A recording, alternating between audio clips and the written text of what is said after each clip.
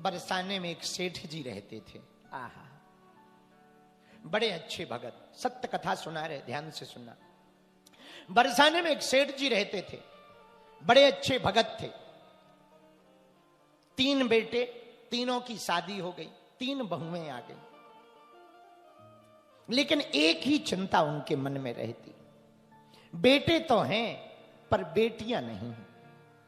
और मेरे पागलों, बड़े भाग्यशाली होते हैं जिनके घर बेटियां होती हैं। बेटा यदि स्वाभिमान है तो बेटियां प्राण हैं।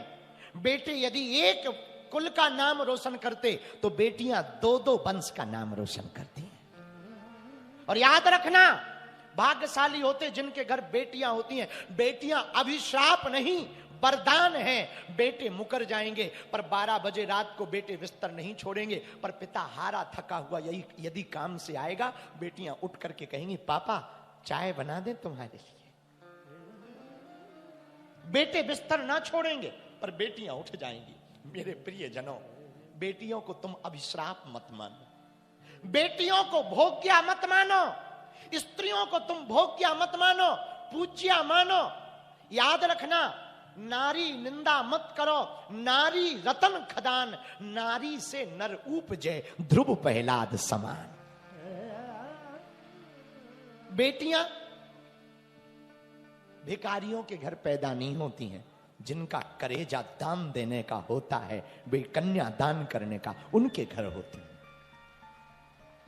एक जगह 2 पुरुष बैठे थे, दोनों आपस में बात कर रहे थे। पुरुष एक व्यक्ति बोला मित्र से, भगवान की हम पर बहुत कृपा है, भगवान ने बेटे ही बेटे दिए। दूसरा चुप हो गया, तो दूसरे से पूछा क्या बात है, तुम चुप क्यों हो गए? बोले हमें तो भगवान की कृपा से बेटियां हैं।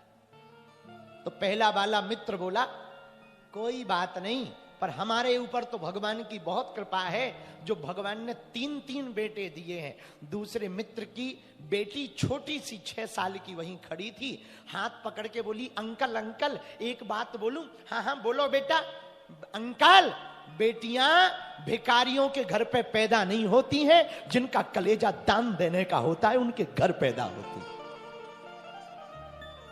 चुप हो गए। सेठ जी के पास सब था, 3-3 बेटे, 3-3 बहुएं, बस बेटी नहीं थी। यही चिंता में बरसाने में रहते थे। सुनो सेठ तुमको मिलो बरसाने को बास। एक महात्मा घर पर आए, सेठ जी चिंता में थे। क्या बात है? महात्मा ने पूछा, सेठ जी चिंता में क्यों हो? सुनो सेठ तुमको मिलो बरसाने को बास। सेठ जी ने कहा, महाराज आपकी कृपा से सब कुछ है, एक कमी है। क्या? बेटी नहीं है। अच्छा, ये चिंता है, एक बात बोले? हाँ हाँ बोलो महाराज। महात्मा बोले, यदि मानो ना तो राधे से, यदि तुम अपना नाता जोड़ना चाहते ना, एक काम करो, बेटी नहीं है तो चिंता मत करो, श्री किशोरी जो बरसाने बारी को अपनी बेटी मान लो, उनको बेटी मान के रहो। एक चित्र महात्मा ने दे दिया। चित्र को लेकर के सेठ जी घर आए। रोज सुबह प्रणाम करें बिटिया मानकर, राधा रानी हमारी बिटिया है, यही मानकर प्रणाम करें। सोने जावे तो पूरी बात किशोरी जी को बता देवे और ऐसो हाथ उठा के कहें, अच्छा बिटिया खुश रहो, अब तुम भी सो जाओ हम भी सो रहे। रोज का यही क्रम था। धीरे धीरे प्रेम बढ़ गया।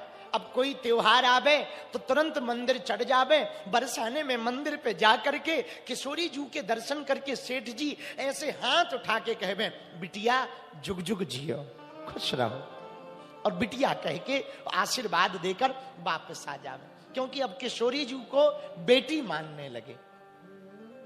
बिटिया मानकर आशीर्वाद, बिटिया खुश रहो, जुग जुग जियो, खुश रहो, जुग जुग जियो, खुश रहो, जुग जुग जियो। घर आ जाए। धीरे धीरे समय बीता। एक दिन एक चूड़ी पहनाने वाली मनहारिणी घर आई। ये बरसाने से मंदिर से लौटे थोड़ा खुश थे सेठ जी। क्यों? 3 बहू बेटे हैं घर पर, सुख सुविधा है पूरी, संपत्ति भरी भवन में रहती नहीं कोई मजबूरी। कृष्ण कृपा से जीवन पथ पर, कृष्ण कृपा से जीवन पथ पर आती नहीं कोई बाधा। मैं बहुत बड़भागी हूं पिता, क्योंकि मेरी बेटी राधा। मैं बहुत भाग्यशाली पिता हूं जिसकी बेटी राधा हो। भला वो भाग्यशाली क्यों नहीं होगा? तो हम बहुत भाग्यशाली हैं, हमारी बेटी राधा है। कोई भी मिले तो कहे कहो सेठ जी आनंद है? हाँ सब आनंद है। अरे राधा रानी का पिता आनंद में नहीं रह सकता तो कैसे रह सकता? हमारी बिटिया का नाम राधा है, राधा। आहा, बेटे घर पर त्योहार आवे आनंद होवे, उत्सव आवे आनंद होवे। तीनों बेटों को खूब आनंद के साथ रखें, बहुएं भी आनंद के साथ रहें। एक दिन चूड़ी पहनाने वाली मनहारिणी घर आई। आहा, सेठ जी आपकी बेटियों को चूड़ी पहनाना है, बहुओं को चूड़ी पहनाना है। हाँ हाँ पहना दो, जाओ घर। घर गए, मनहारिणी चूड़ी पहनाने वाली घर गई। तीनों बहुएं घूंघट डालकर चूड़ी पहनने आई।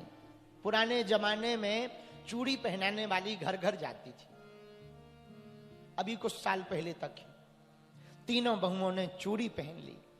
श्री किशोरी जी ने सोचा भाभियों ने तो चूड़ी पहन ली, हम भी तो पिताजी की बेटी हैं, हम क्यों ना पहन ले। बरसाने वाली ने कृपा की और सुंदर भेष बनाया, घूंघट लंबा डाला। और जब तीनों बहुएं चली गईं, मनहारिणी अपनी जिस पात्र में चूड़ी लेकर आई थी वो बांध ही रही थी पोटली को, तब तक किशोरी जी घूंघट डालकर पहुंच गईं। अपना हाथ बढ़ाकर बोली हमको भी चूड़ी पहना दो।